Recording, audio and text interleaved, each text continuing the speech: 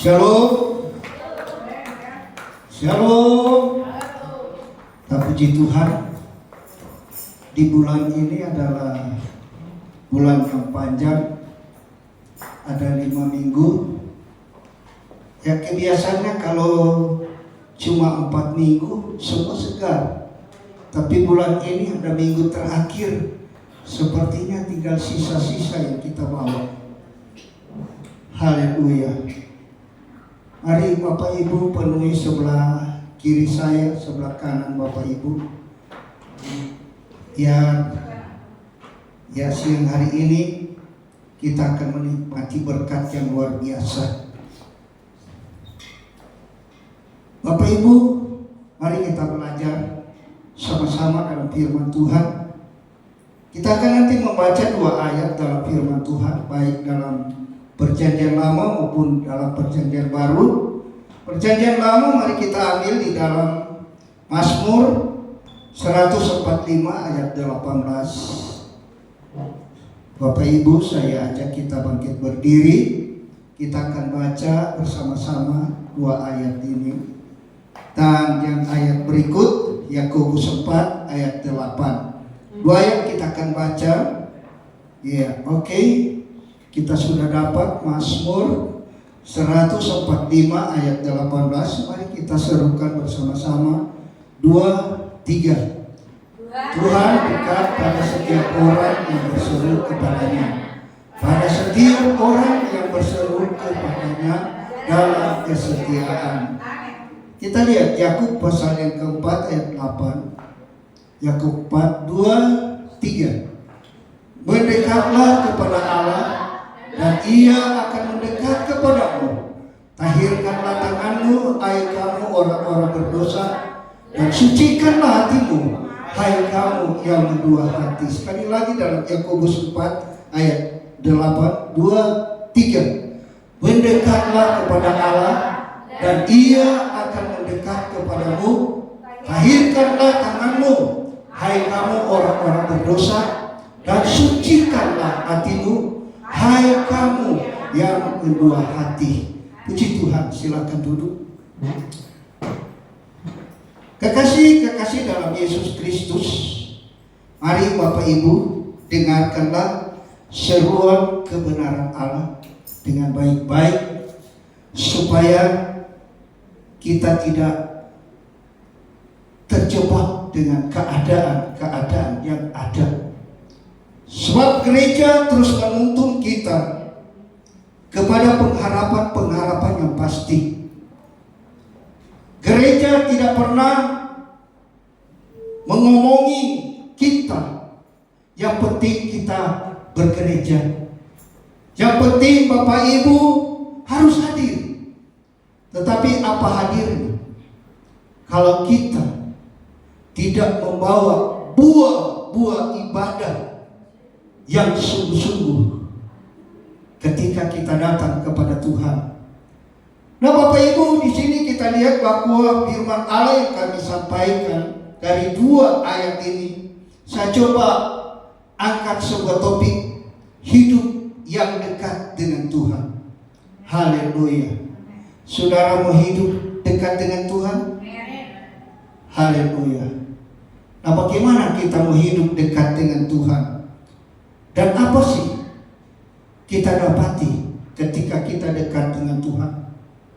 Alkitab yang menjadi jawaban dalam hidup kita.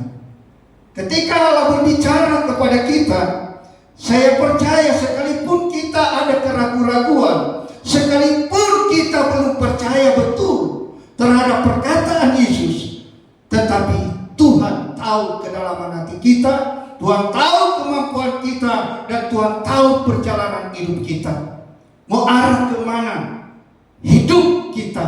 Maka dengan itu Yesus menginginkan supaya kita mau belajar kepada kehendak-Nya.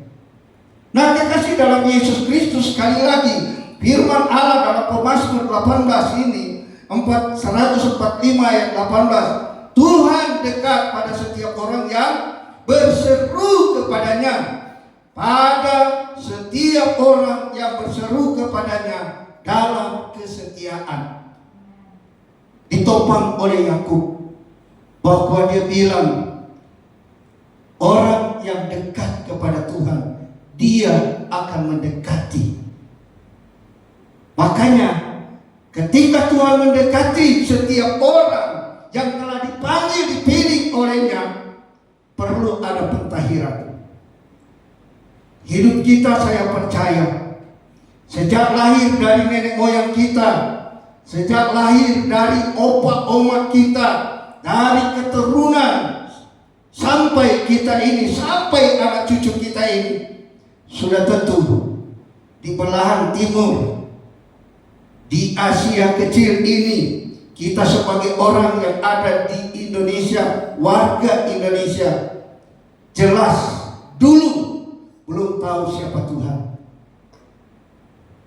Belum ada agama, belum ada kebenaran. Tetapi pada ketika orang-orang dari negara-negara yang Tuhan sudah lewati, dengan perjalanan mereka membawa Injil, mereka bawa sampai ke daerah kita, sehingga banyak di antara kita mengerti, percaya bahwa Yesus Tuhan yang mereka beritakan adalah Tuhan yang hidup, Tuhan yang berdaulat, Tuhan yang berkuasa, Tuhan yang mempunyai langit dan bumi, dan kita harus percaya kepada Dia supaya kita tidak akan hidup dalam kebimbangan. Mari Bapak Ibu, kita mau belajar mendekatkan diri kepada Tuhan. Kekasih dalam Yesus Kristus, kedekatan dengan Tuhan bukan sekedar tentang rajin ke gereja atau apa banyak ayat Alkitab, tetapi tentang hati yang rindu bersekutu dengan Dia. Saudara rindu mau bersekutu dengan Dia? Bapak Ibu, kalau coba kita mau rajin sama seperti Ibu Widiana, sekalipun jauh, gandeng 2 orang anak motor, kalau Ibu Gembala nggak pernah kena angin nanti, biar jalan kencang mobil. Tapi ini 3 orang. Haleluya. Belajar rajin seperti mereka. Dan saya percaya mereka pernah ngomong kepada saya, kalaupun kita dekat, Pak, setiap event, setiap acara saya ada. Tapi ini jauh perhitungan. Kalau hujan minta ampun, minta maaf dan segalanya, nggak bisa sampai. Tapi kalau mereka boleh ada, saya pernah ngomong ke suaminya Pak Ibu Widiana, berapa jam? Kecepatan sampai 1 jam. Wah, itu luar biasa. Kalau mungkin saya gonceng istri ke sana paling ada 2-3 jam. Kalau lari 40. Jadi di sini kita lihat bahwa kedekatan kepada Tuhan bukan oleh karena kita rajin,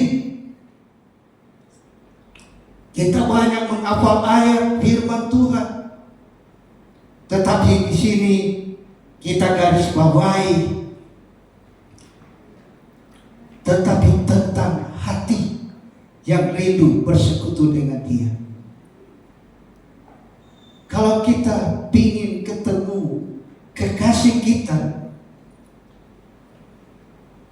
sudah tentu kalau zaman sekarang sudah beda. Anak-anak muda kalau berpacaran yang penting ada HP. Dulu surat menyurat tak pernah tebus. Ketemu, kau baca surat saya? Nggak pernah saya pegang suratmu, nggak pernah tebus. Tapi sekarang semua bisa serba mudah, sehingga jalinan hubungan semakin akrab. Kalau meminta bilang kau datang ya, oh pasti dia akan datang. Ketemu, ada perjumpaan, ada dialog, ada tatapan. Itu luar biasa. Nah, bagaimana kita mau belajar dekatkan diri kita kepada Tuhan, sehingga kita bisa tahu tujuan Tuhan dalam hidup kita, dan Tuhan bisa tahu apa hatimu, apa kerinduan hatimu. Kalau kita seringkali membatasi hati kita, kita membiarkan hati kita ini dikuasai oleh berbagai keinginan-keinginan kita. Siapa tidak tahu hari ini adalah hari ibadah orang Kristen? Siapa enggak tahu? Semua tahu kan? Tapi coba tanya, kenapa enggak ke gereja? Ada banyak alasan yang dia lemparkan. Kamu aja. Ataukah gak enak di gereja, dia lagi. Iya kan? Ada banyak.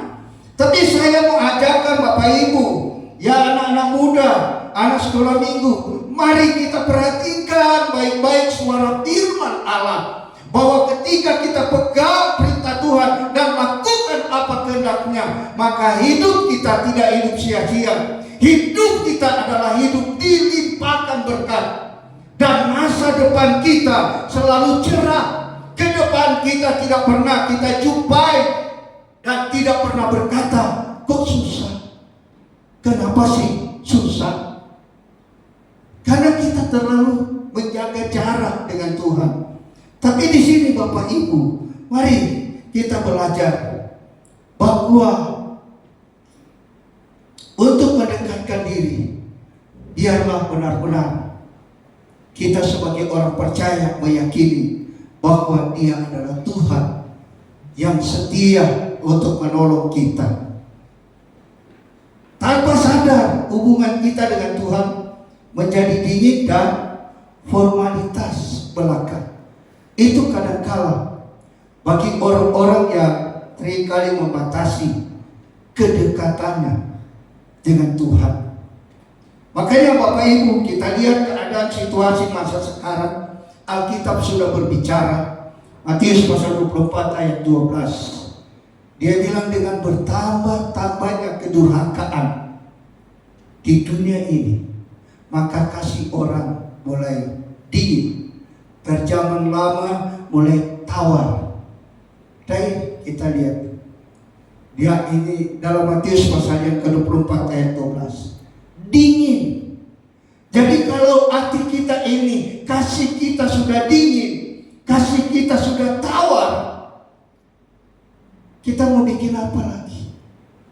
Mau dorong pun percuma.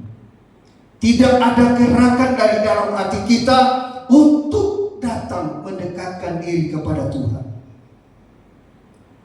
Makanya banyak gereja-gereja yang kadang-kadang hari ini terlihat suam-suam kukur. Mau bilang rajin? Enggak. Mau bilang setia? Enggak. Karena mereka terlalu menjaga jarak untuk mendekatkan diri kepada Tuhan. Jadi kekasih dalam Tuhan Yesus Kristus, di sini kita lihat bahwa firman Tuhan ini, ya, dalam Pemazmur pasal yang ke-145 ayat 18 menyatakan kebenaran yang indah. Tuhan dekat kepada setiap orang yang berseru kepadanya. Dalam kesetiaan itu berarti hubungan dengan Tuhan bukan soal momen emosional, bukan sesaat, melainkan sikap hati. Amin. Bapak Ibu, kalau kita boleh hidup, bergerak, bernapas sampai hari ini karena siapa? Karena Tuhan. Benarkah pertolongan itu datang dari Tuhan? Amin. Kita sudah rasakan pertolongan Tuhan. Sekarang Tuhan bilang, mana sikap hatimu? Sikap hatimu. Di sini kita melihat sikap hati orang yang betul-betul komitmen, bertanggung jawab. Bahwa kita lihat pribadi Daud di dalam pertempuran, dalam perjalanan kepemerintahan untuk bangsa Israel, tantangan silih berganti. Tetapi dia akui, dia aminkan bahwa kalau dia ada, semua karena pertolongan Tuhan. Jadi kalau bukan pertolongan Tuhan, kalau bukan penyertaan Tuhan, dia sudah lenyap. Maka dengan itu kita lihat tindakan, sifat apa? Tindakan, sikap hati yang setia dan berkomitmen di dalam Mazmur pasal yang ke-116 ayat 12. Apa dia bilang di sana? Dia sudah mengecapi kebaikan Tuhan. Coba kita lihat Mazmur pasal yang ke-116. Masih boleh buka 116 ayat yang ke-12. Haleluya.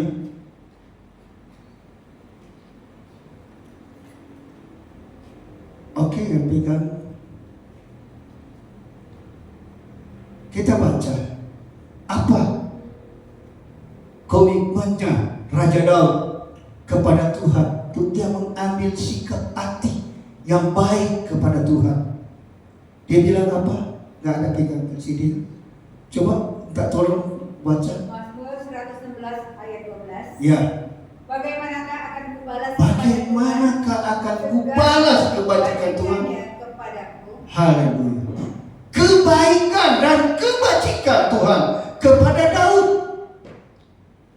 Bapak Ibu, kita sebagai orang percaya mampu dan bisa berbuat baik, tetapi berbuat kebajikan, masih terlalu jarang dan tidak ada yang melakukan kebajikan bagi umat manusia.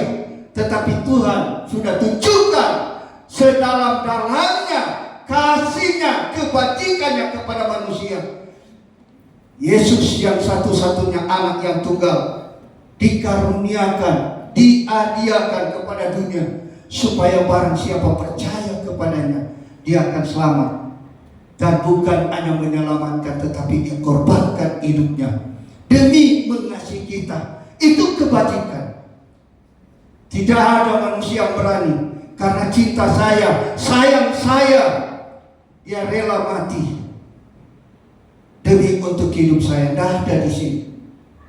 Walaupun kita sudah sehati, seakrab-akrabnya begitu dalam terhadap gembala kita, dan kita terus ingat akan segala pengorbanan gembala kita, tapi belum ada yang rela mati untuk gembala.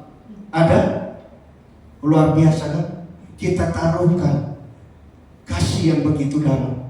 Nah, sekarang kita coba melihat kebajikan Tuhan. Makanya di sini kita perlu sadari sikap hati yang setia kita kepada Tuhan. Mana kita mau balas? Tuhan tidak minta apa-apa kepada kita, karena langit, bumi, dan surga itu Tuhan punya. Amin. Langit, bumi, dan surga, kekayaan apapun, hidup pun kita, dia punya. Sebab itu dia cuma minta, Roma 12 ayat 1, persembahkanlah hidupmu. Persembahkanlah hidupmu. Banyak orang terlalu pelit, cuma datang gereja, duduk sejam, khotbah selama, langsung komentar. Memangnya saya terlalu yakin Geraha Kurnia dilimpahkan Tuhan hikmat yang luar biasa. Saya terlalu yakin bahwa khotbah yang meyakinkan tidak perlu kita harus teologi yang 4-5 tahun. Tetapi jika kita andalkan Roh Kudus, Roh memberi wahyu, Roh yang mencercah lidah bibir mulut, Roh Kudus yang memberi ilham di hati kita untuk berbicara. Tapi kalau orang tekun, sampai kapan khotbahnya berhenti, dia tetap duduk. Coba dia orang lapar, kalau dia lapar, coba baru sekali sendok dia makan, dia mau tambah, langsung kita hentikan. Cukup, merontak dia, betul tidak? Apalagi kalau suami-suami kalau sudah capek pulang dari kerja, mama cuma kasih 2 sendok nasi, ikan cuma sepotong, paling tidak dia banting piringnya. Kok begini caranya? Jadi di sini kita lihat bahwa Allah merindukan kita supaya kita memiliki kedekatan yang luar biasa dengan Tuhan. Jadi di sini kita lihat bahwa Daud dia sadari bahwa dia tidak ada apa-apanya untuk membalas segala kebajikan Tuhan yang dia sudah alami, dia sudah rasakan. Dan ini menjadi bahagian bagi kita sebagai orang percaya untuk membalas kebajikan Tuhan. Sikap hati kita. Saya secara diam-diam yang tidak pun ibu tahu, saya adalah orang yang paling bersyukur sekali. Dan kadang saya pikir, apa yang sih saya mau balas? Maka dengan itu pengabdian saya, walaupun cara logika manusia mungkin orang lihat bangun, ya jatuh bangun, tetapi apapun gerah kurnia, saya tetap berjuang melayani Tuhan, bertahan. Bahkan pun ada bujukan-bujukan yang lain, saya tidak tergiur. Bukan karena ada bantuan-bantuan, tetapi karena pekerjaan Tuhan, pelayanan Tuhan yang Tuhan taruh. Saya kadang-kadang teringat bagaimana sikap hati dari Musa kepada Jitro sebagai sang mertuanya. Pada ketika Jitro datang di perkemahannya Musa, yang Jitro ini sudah mendengar kemenangan demi kemenangan yang diraih dalam peperangan. Dia datang membawa istri Musa dan anak-anaknya Musa.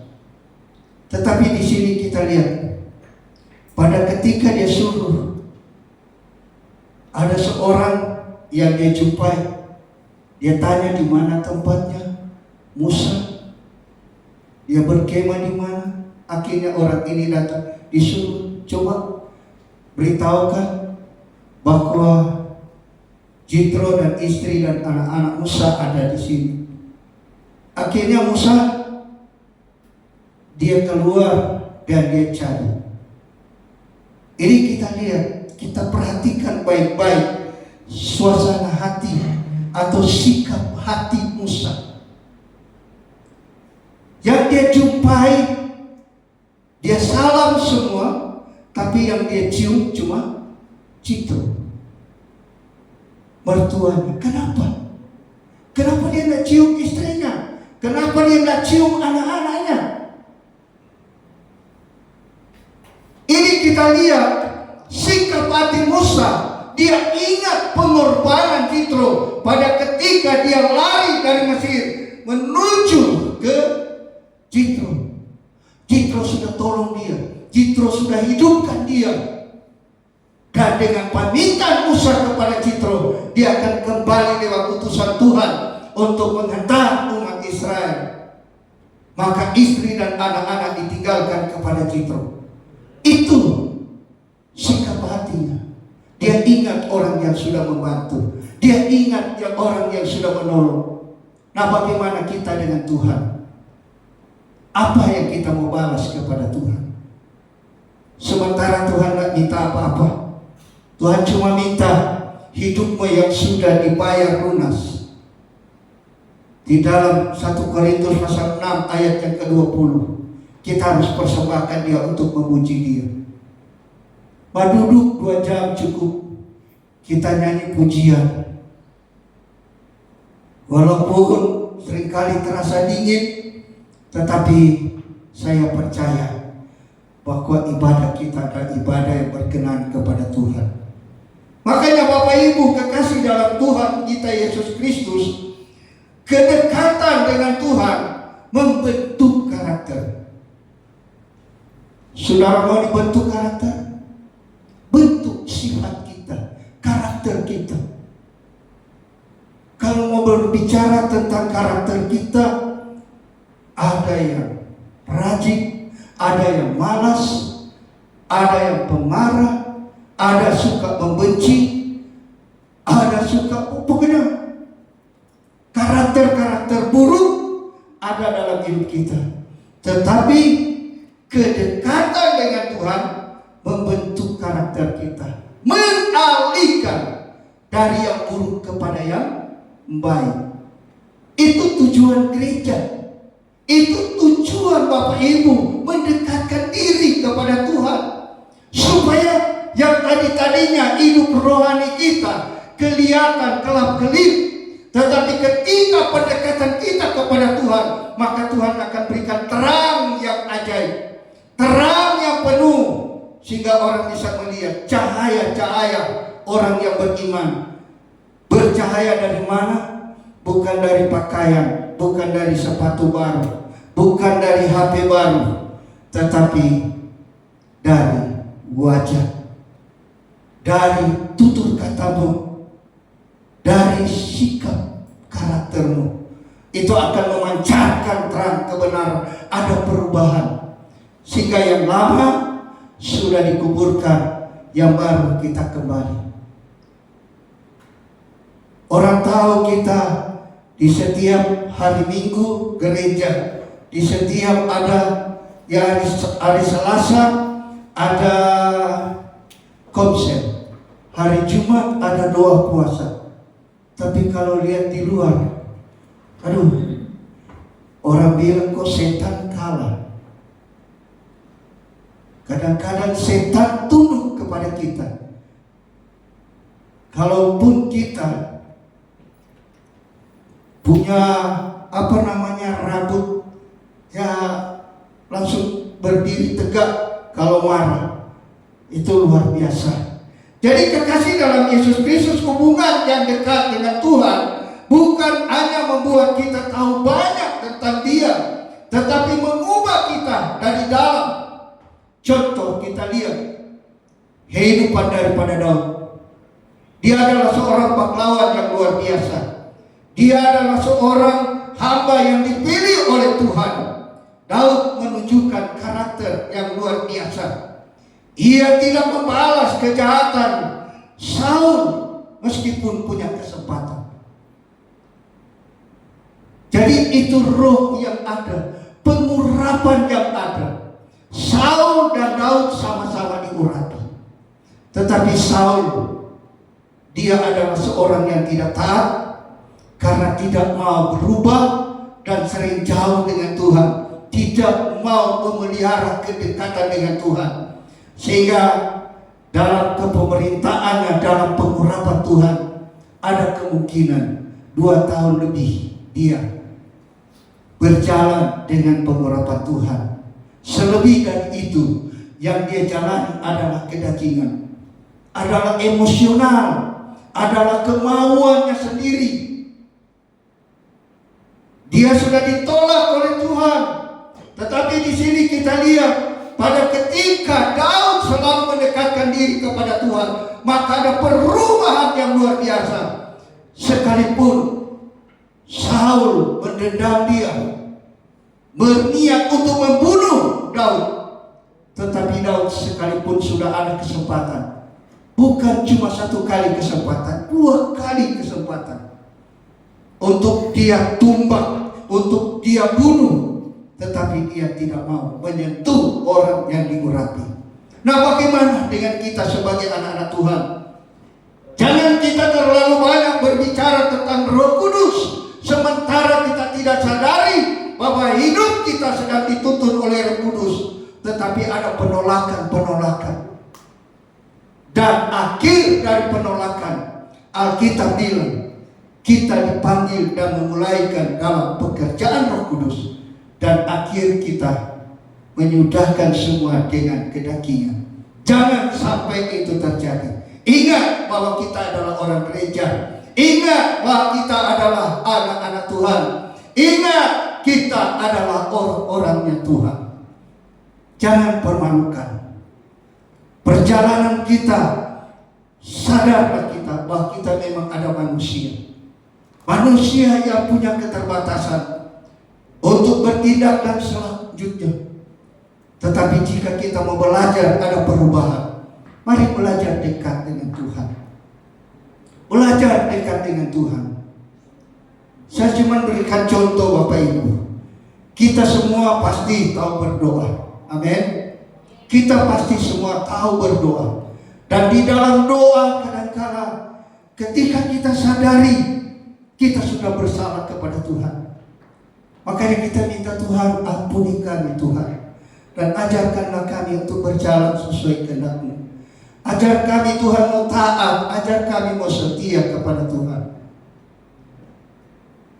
Ajar kami Tuhan untuk tidak membalas kepada Tuhan. Nah, ini doa sudah naik. Tapi ketika ada cobaan, masihkah saudara lupa doa yang kita naikkan?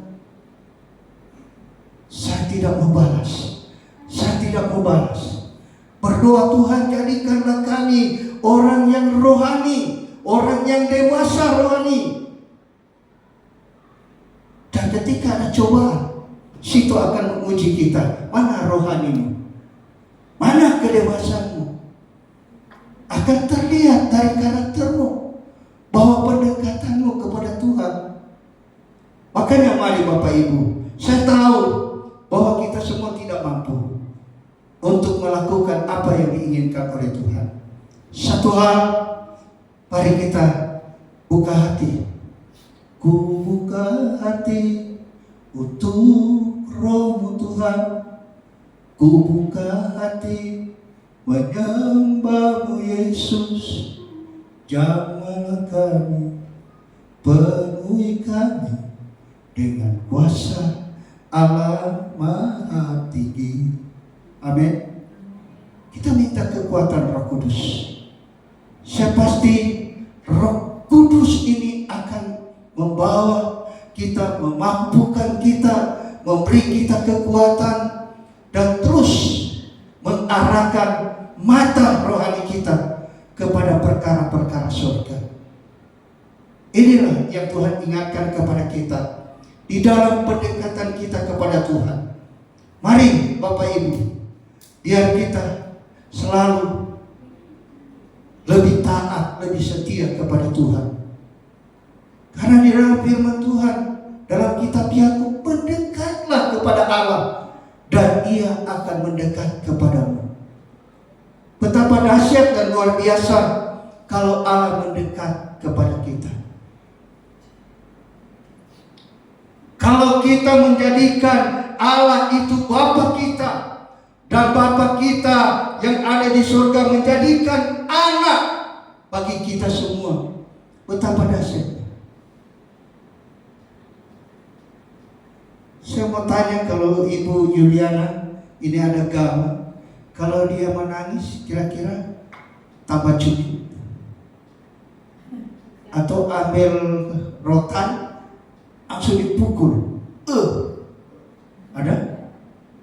Anak terhadap orang tua baik, ini daging manusia, apalagi kita dengan Allah. Allah itu baik, kata firman Allah. Betapa kita manusia pemberontak. Lihat umat Israel. Sekarang saya percaya kita sudah diraja-raja.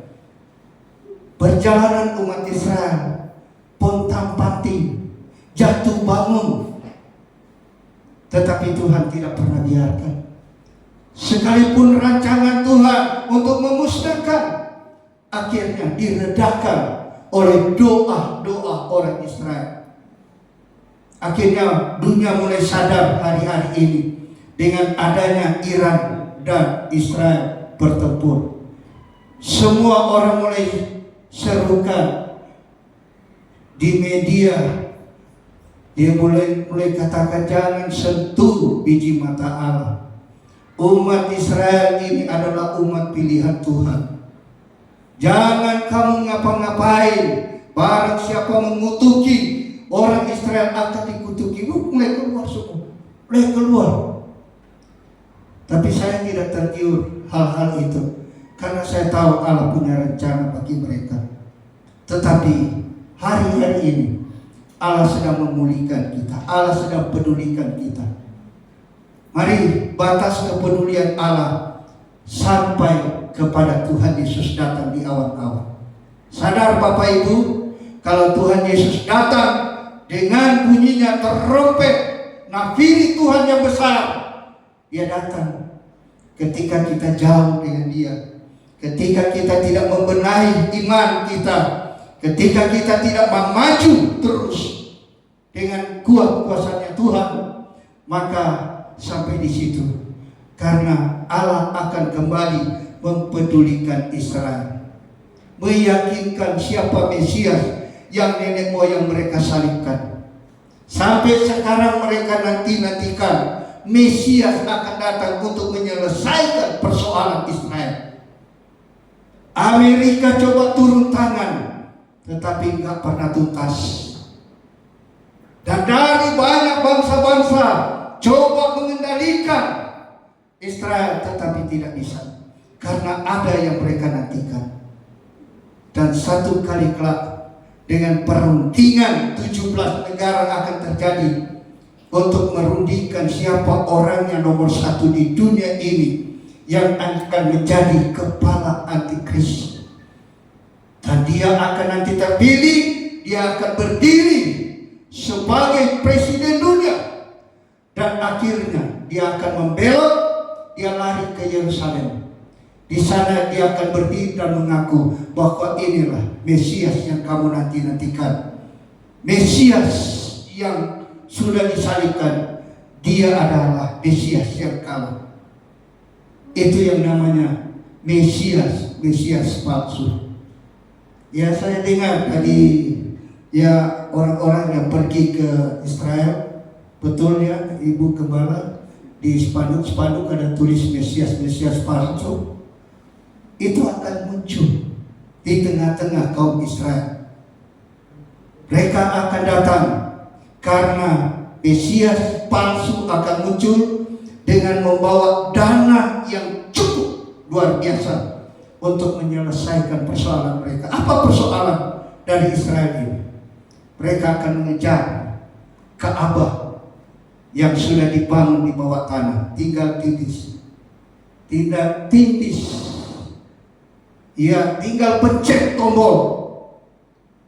Yang di atas akan terombak, muncul yang baru. Dan itu yang sedang mereka nantikan. Makanya Bapak Ibu, mari kita menyadari bahwa dunia tak perlu lagi kita santai. Belajarlah dekatkan diri kepada Tuhan. Saya adalah orang yang paling suka berdoa. Saya adalah orang yang paling suka melayani. Di rusun ada banyak orang, kadang-kala, Pak, datang nggak? Kemarin saya tidak tahu bahwa hamba Tuhan Marshal Pangkirego punya hari ulang tahun, dia panggil. Semua panggil untuk makan bersama-sama. Begitu ditanya ada acara apa ini, nggak ada satu yang bilang bahwa hari ulang tahun. Tapi ketika saya lihat Facebook, WA dari grupnya bahwa hari ulang tahunnya. Oh, itu luar biasa. Sana kita berdoa dan mereka merasa lega, mereka merasa dikuatkan. Mari Bapak Ibu, sekali lagi saya bacakan firman Tuhan Yakobus pasal 4 ayat 8. Mendekatlah kepada Allah dan Ia akan mendekat kepadamu. Tahirkanlah tanganmu, hai kamu orang-orang berdosa, dan sucikanlah hatimu, hai kamu yang mendua hati. Puji Tuhan. Tuhan memberkati firman-Nya. Saya ajak WL Singers pemain musik. Haleluya, haleluya. Ya, kita tak berpegang kepada kebenaran firman Tuhan, sebab firman ini adalah pedoman dalam kehidupan kita. Hidup yang dekat dengan Tuhan. Haleluya. Kita